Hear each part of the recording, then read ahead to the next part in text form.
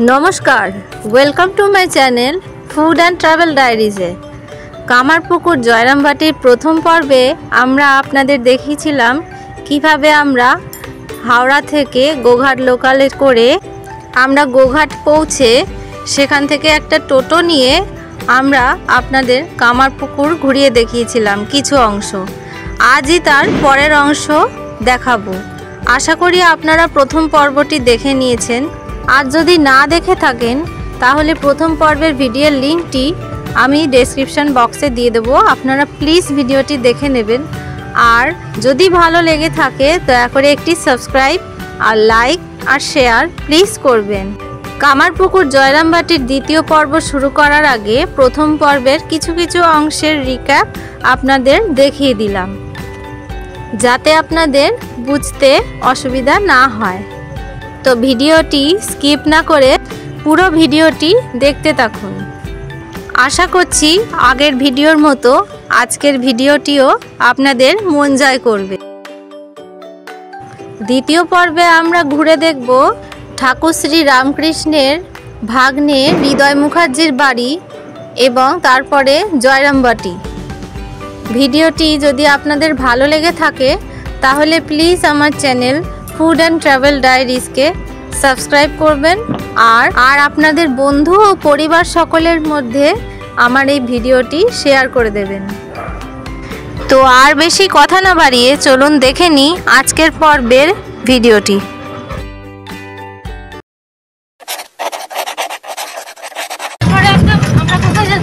ঠাকুরের ভাগ্নের বাড়ি হৃদের ওই ডাক্তারের নাম করতেই মাগুর মাছ জলের তলায় চলে গেছিল।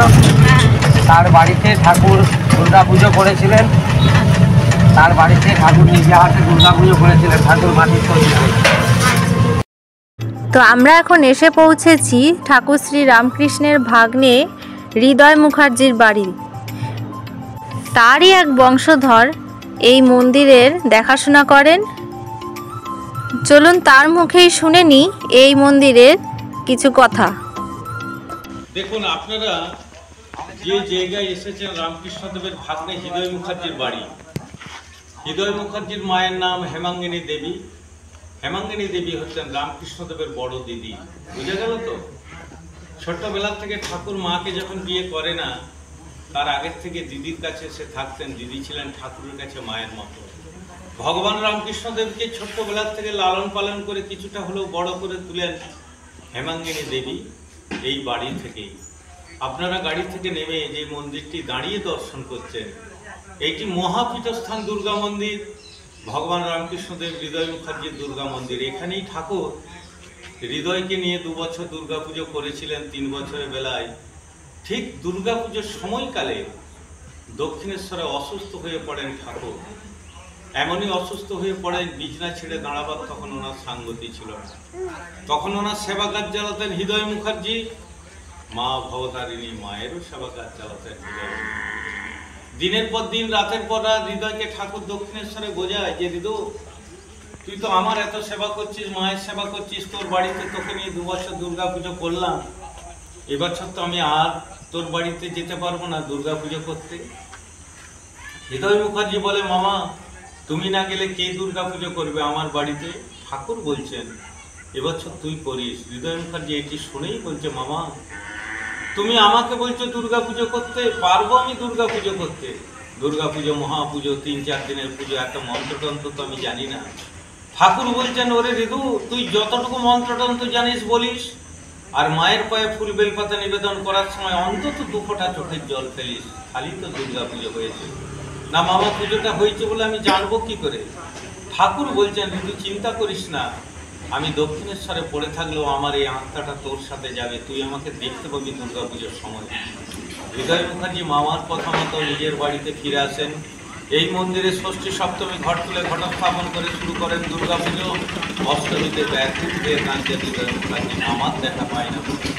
অষ্টমীর সন্ধি পূজায় সন্ধি যখন আরতি তুলেছেন হৃদয় মুখার্জি চোখের জল ফেলতে ফেলতে, তখন দেখছেন ঠাকুর ধুতি পরে খালি গায়ে গলায় কাপড় জড়িয়ে এই মন্দিরে দাঁড়িয়ে আছেন। হৃদয়কে বলছে, হৃদু আমি এসেছি তোর কাছে। এই সেই মন্দির। দক্ষিণেশ্বর থেকে কাশী ধামে গেছিলেন ঠাকুর আর হৃদয়।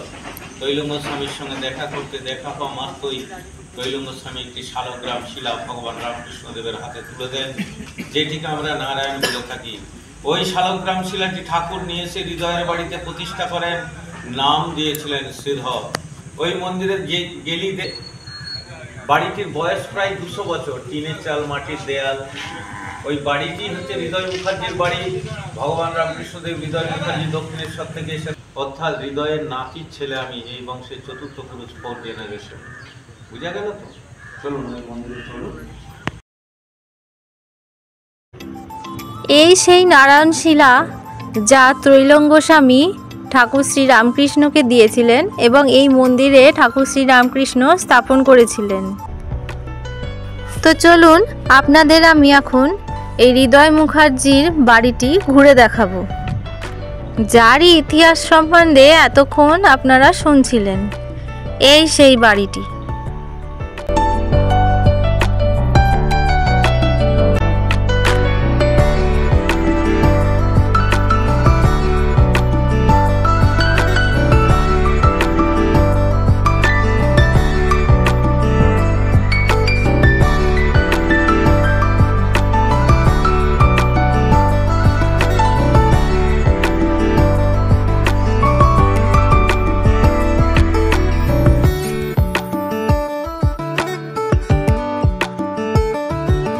শিবের মন্দিরে ঠাকুর শ্রীরামকৃষ্ণদেব ওনার এই দিদির বাড়ি থেকে এখানে এক ধর্মীয় অনুষ্ঠানই বলুন আর যাত্রাই বলুন হচ্ছিল দেখতে।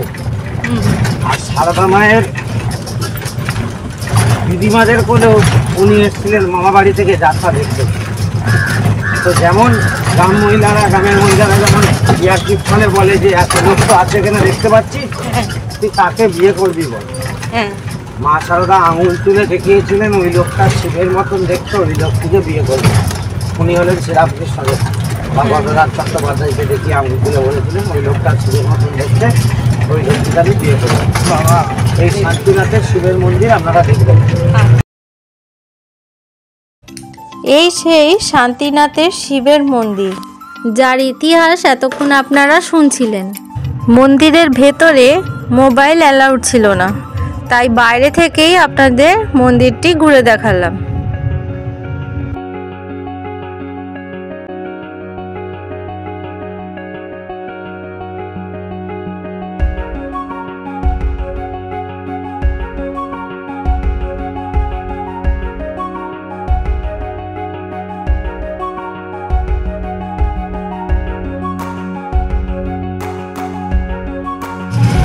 এখন কোথায় যাব?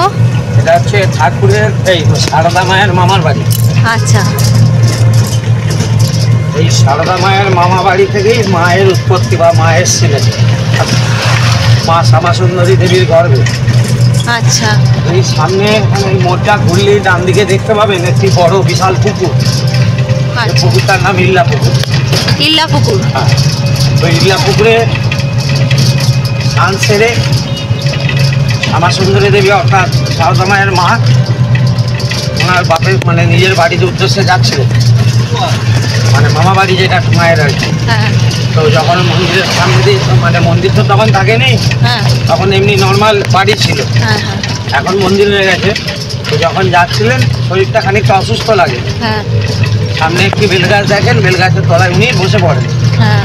বসার পরে উপর থেকে দেখতে পেলেন একটি খুব সুন্দর বাচ্চা মেয়ে ওই গাছ থেকে নেমে আসলো। এসে সারদা মায়ের মাকে জড়িয়ে ধরে বলে উঠলেন যে আমি তোর বাড়ি যাবো মা। এই বলে বাচ্চা মেয়েটি অদৃশ্য হয়ে গিয়ে মায়ের গর্ভে প্রবেশ হয়। মা সারদা এক কথায় এই গাছের তলা থেকেই মা শ্যামাসুন্দরী দেবী গর্ভে এসেছিল।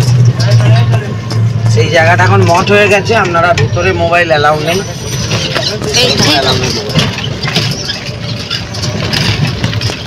আপনার নাম আর ফোন নাম্বারটা একটু বলবেন?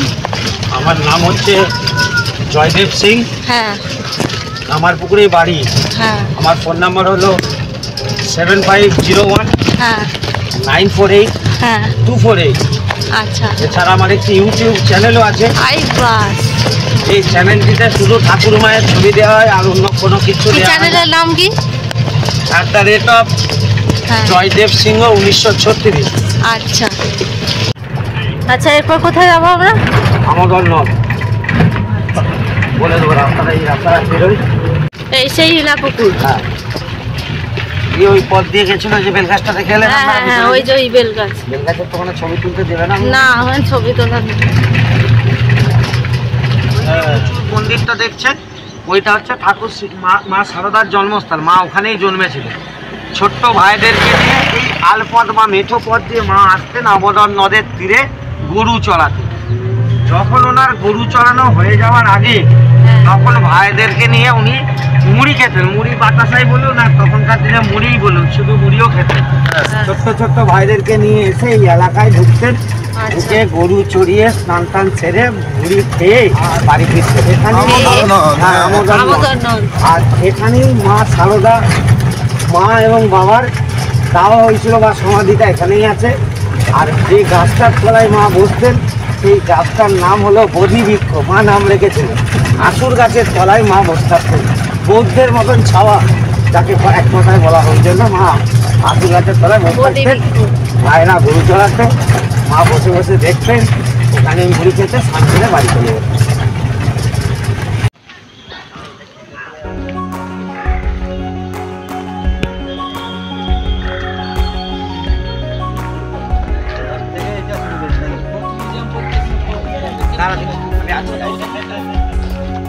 ওই আঁচল গাছের তলায় মা বসতেন, ওই সামনে আসুন ভিতরে। ওই আঁচল গাছের তলায় মা বসতেন। এটা মায়ের ঘাট, মা মানে স্নান করতো। মায়ের ঘাট নয়, মাই আমাদের নদের তীরে স্নান করতেন। এখানেই গরু চড়িয়ে ভাইদের সঙ্গে মুড়ি টুড়ি খেয়ে স্নান টান ছেড়ে বাড়ি যেতেন। আর ওই ছোট্ট মন্দির দুটো মা বাবার সমাধি। মায়ের নাম হলো শ্যামা সুন্দরী দেবী আর রামকুমার মুখার্জি। ওই যে ভাইদেরকে স্নান করাচ্ছে ছবিটা দেখে। হ্যাঁ,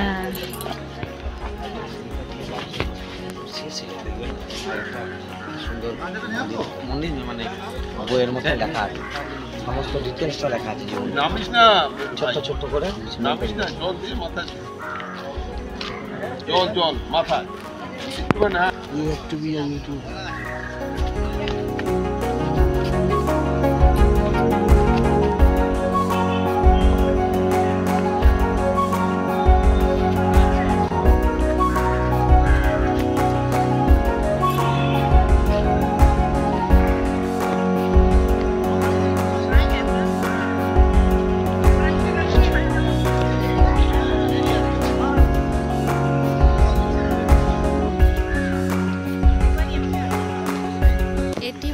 আমোদর নদ। এই নদে সারদা মা তার ভাইদের স্নান করাতেন। আর এই গাছের তলায় এটি হচ্ছে বোধি বৃক্ষ। সারদা মাই এই গাছটির নাম রেখেছিলেন বোধি বৃক্ষ। আর এই সমাধিগুলি হচ্ছে সারদা মায়ের মা ওর বাবার সমাধি। এই যে এখানে লেখা রয়েছে।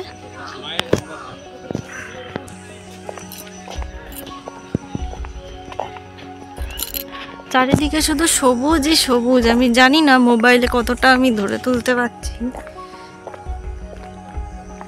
দেখুন বন্ধুরা, অপরূপ সৌন্দর্য, কত ফুলের বাগান।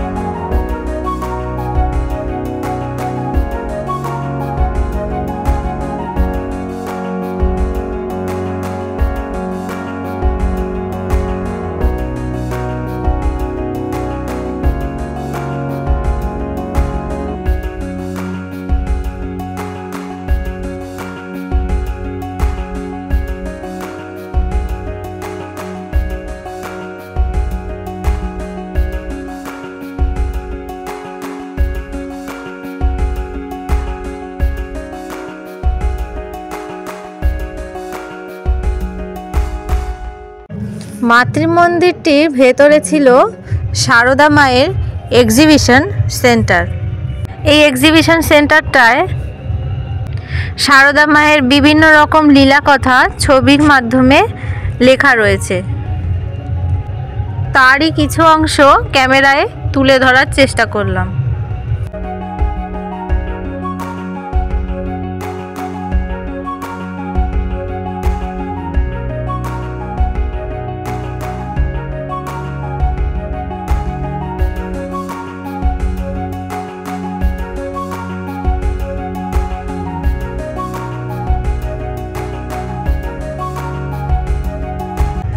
মায়ের মূল মন্দিরে প্রবেশ করার আগে আমরা পৌঁছে গেলাম সিংহবাহিনী মন্দির। সারদা মায়ের একবার খুব পেটের সমস্যা হয়েছিল, কোনো উপায় না সেরে এই মন্দিরের মাটি খেয়ে সারদা মায়ের পেটের সমস্যা সেরে গেছিল। সেই থেকে আজকেও মানুষের মনে বিশ্বাস যে এই মাটি খেলে সমস্ত রোগ ব্যাধি দুঃখ কষ্ট দূর হয়ে যাবে। তাই এখানে এসে অল্প হলেও মাটি সবাই বাড়ি নিয়ে যায়। এখানে এলে এই গরম গরম ধনে পাতার বড়া আর হেলাঞ্চা পাতার বড়া খেতে মিস করবেন না। পিস মাত্র 10 টাকা। এরপরে আমরা প্রবেশ করতে চলেছি মায়ের মূল মাতৃমন্দির, যেখানে সারদা মায়ের জন্মস্থল। চলুন আপনাদের ঘুরিয়ে দেখাই। মন্দিরের সামনেই মন্দিরের টাইমিং বাংলায় এবং ইংলিশে দেয়া আছে, আপনাদের তুলে ধরলাম।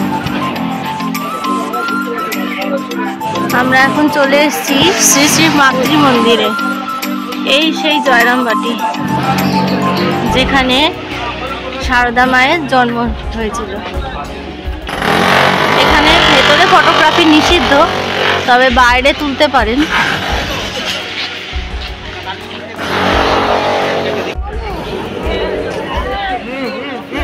এই হচ্ছে মন্দিরের বাইরেটি। বাইরে এরকম ফুলের বাগান দিয়ে সাজানো আছে।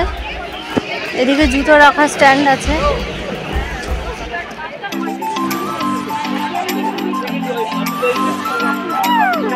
দেখুন কি সুন্দর ফুল দিয়ে সাজানো।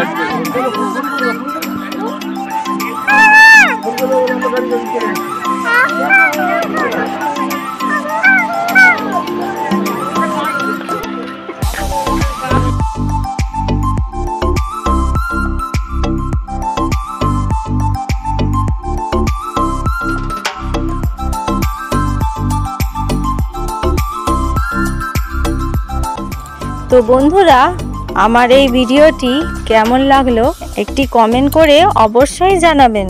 কেননা এই আপনাদের একটা কমেন্ট, একটা লাইক, একটা শেয়ার, একটা সাবস্ক্রিপশন আমাকে আরও উৎসাহ জাগাবে আরও ভালো ভালো ভিডিও আপনাদের সামনে তুলে ধরার জন্য। জার্নির পরবর্তী অংশ আসছে পরের পর্বে। ততক্ষণ দেখতে থাকুন ফুড অ্যান্ড ট্রাভেল ডায়েরিজ।